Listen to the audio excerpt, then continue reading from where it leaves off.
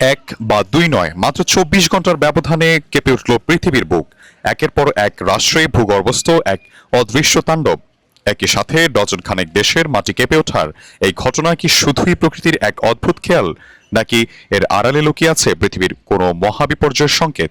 মানবজাতি কি তবে এক নজিরবিহীন প্রাকৃতিক সংকটের মুখোমুখি?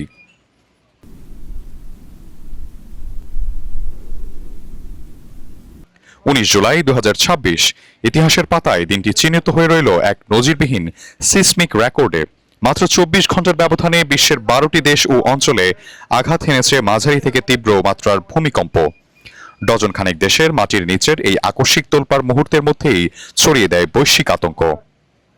এই কম্পন শৃঙ্খলের সবচেয়ে ভয়াবহ রূপটি দেখা যায় মেক্সিকোতে। রিক্টার স্কেলে ৭.৩ মাত্রার এক প্রলয়ঙ্কারী শক্তিতে কেঁপে ওঠে দেশটি। মেক্সিকোর সেই ধাক্কা কাটতে না কাটতেই একে একে ফিলিপাইনে ৫.৩, ইয়েমেনে ৫.৩, নিউজিল্যান্ডে ৫.২, সলোমন দ্বীপপুঞ্জে ৫.১ এবং তুরস্ক ও ইরানে ৫.০ মাত্রার কম্পন রেকর্ড করা হয়। এর বাইরে মার্কিন যুক্তরাষ্ট্র, জাপান, ইন্দোনেশিয়া, আলাস্কা, ভানুয়াতু এবং ভার্জিন দ্বীপপুঞ্জেও অনুভূত হয়েছে একের পর এক ভূকম্পন।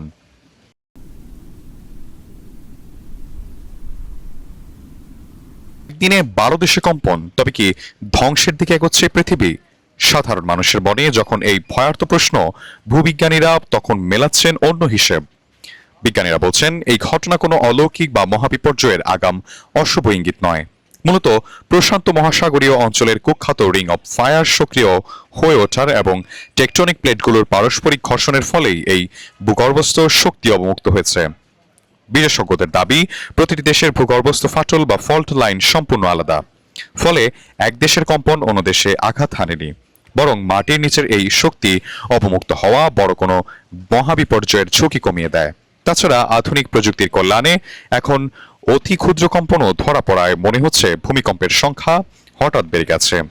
বিজ্ঞানীদের যুক্তি যাই হোক না কেন, প্রকৃতির এই আকস্মিক রুদ্ররূপ মনে করিয়ে দেয় পৃথিবীর শক্তির সামনে কতটা অসহায় এই মানব সভ্যতা। আর তাই ভবিষ্যৎ বিপর্যয় রুখতে এখন থেকেই আমাদের প্রস্তুতি বাড়ানোর কোনো বিকল্প নেই।